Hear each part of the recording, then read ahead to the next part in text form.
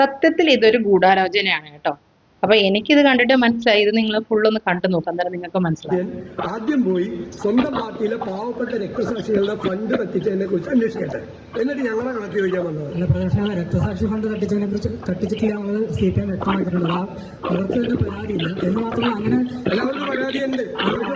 വയനാട് ഫണ്ടിന്റെ കാര്യം ചോദിക്കുന്ന മറ്റു ചോദ്യങ്ങൾ ചോദിക്കുന്നത് വെറുതെ വന്ന് ഈ മീറ്റിംഗ് ഇത് മാനിഫെസ്റ്റോയെ സംബന്ധിച്ച ചോദ്യങ്ങൾ മാത്രമാണ്. ഇതിന്റെ കണക്ക് പറയാത്ത എന്താണെന്നറിയോ?